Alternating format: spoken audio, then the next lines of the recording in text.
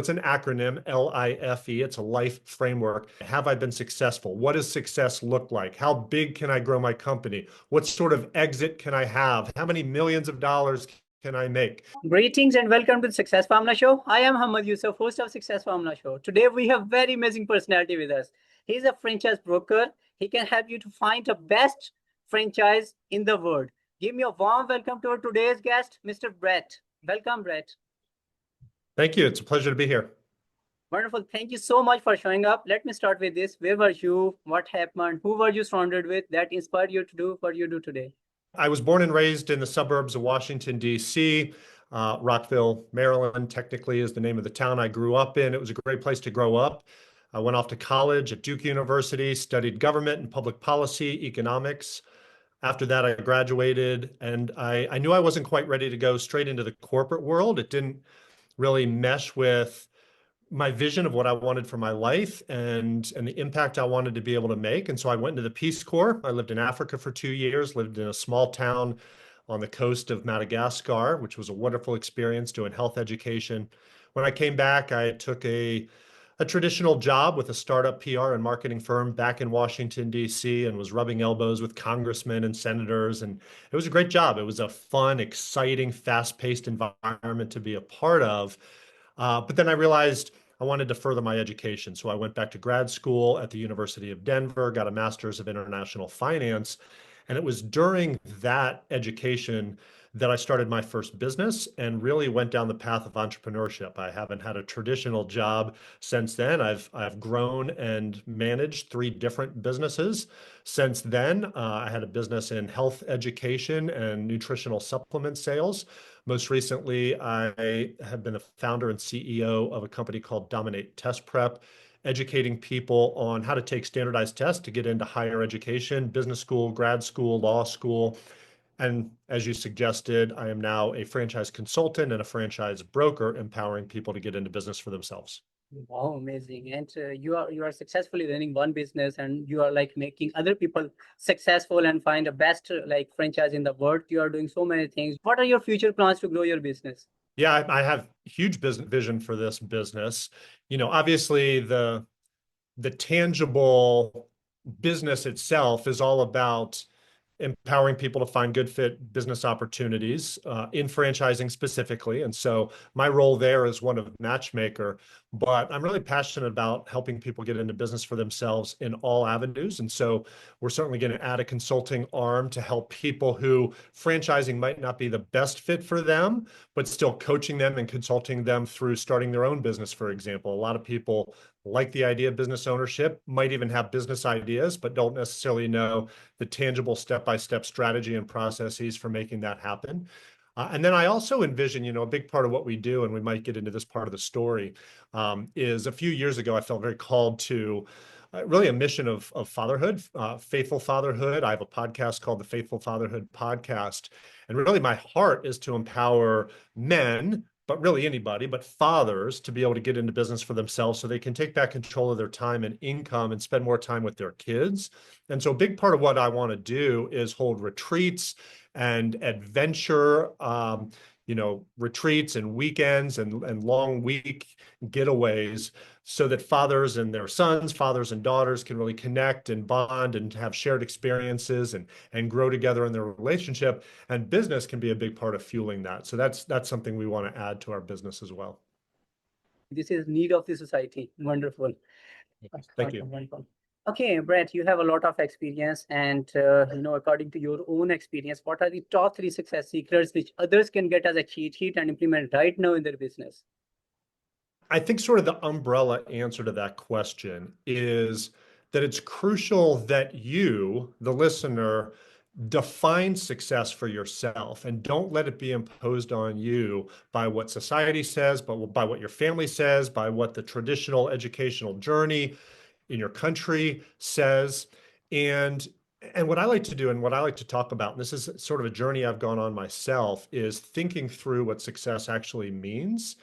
Because so often we only think about success in financial terms. I have been successful if I have achieved a certain title in my company, or I am generating X millions of dollars in revenue, or I have a team of Y people.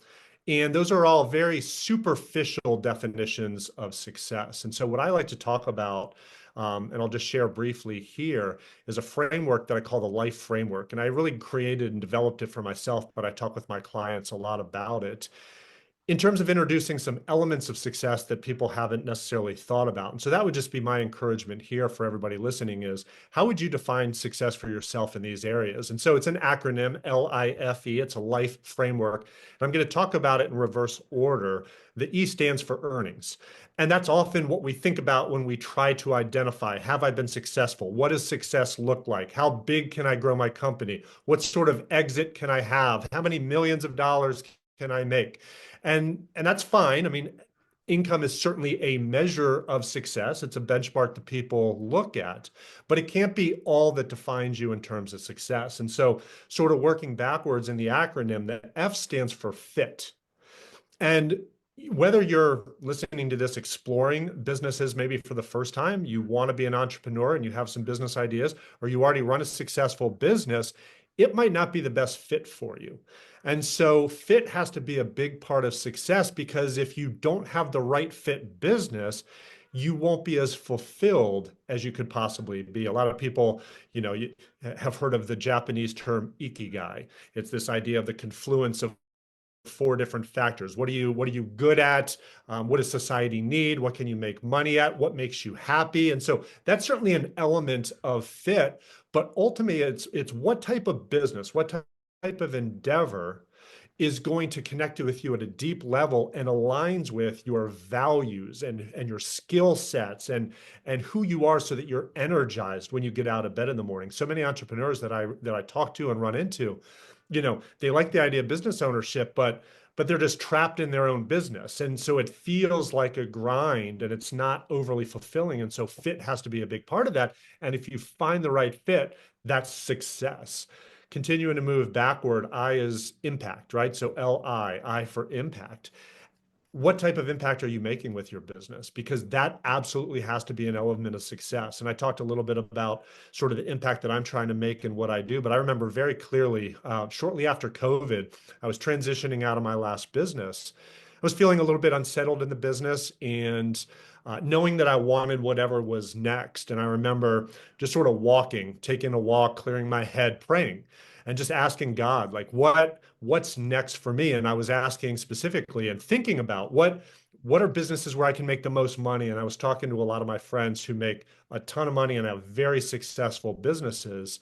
And so could I do that to, make a lot of money? And could I do that? And could I do this?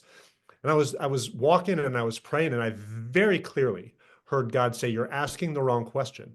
You shouldn't be asking how much money you can make. You should be asking how you can make the biggest impact. And so that's when I shifted focus completely. And I went down the path of faithful fatherhood and now franchises for fathers, my franchise consulting business, again, empowering men and women to get more involved in their families. And so I would just encourage you, as you think about success, it's not just about me, me, me, me, me. It's about others and how you can pour into others and what kind of impact you can make. And then the L for life, L-I-F-E, the L is lifestyle. What kind of lifestyle can you have? That has to be an element of success, because if you're grinding 50, 60, 70, 80 hours a week in your business, but have no time to enjoy it, you have no freedom in your business, have you really succeeded? And so I know for me, with every business I've ever developed, I've always done it with an eye towards, is it going to provide the type of lifestyle I want? And for me, it's fairly simple things. Like I drive my kids to school in the morning and I pick them up at 3 o'clock in the afternoon, because I'm not sitting behind a desk somewhere tied to my business. I have the freedom to pick my kids up and take them to their soccer practices and go to the gym with my wife in the middle of the day if I want to do that. And if I need to take a week off, I can take a week off, because I've built businesses in a way that, even if I'm sacrificing a little bit of revenue, like if I compare myself to some of my friends and some of their businesses, and I know they're making more revenue than I'm making. Okay, but that's the E part of it, but that's not the whole life framework, right? but I have way more lifestyle than they have. I have way more freedom than they have. I would have way more enjoyment and connection with my kids because I've created businesses that fuel my lifestyle, not the other way around. And so, for me, those are what I think about when I try to gauge whether or not I've been successful in a business. And I hope that helps you guys as the listeners maybe reframe a little bit what success means, because if you know what it means, then it's easier to pursue it and attain it.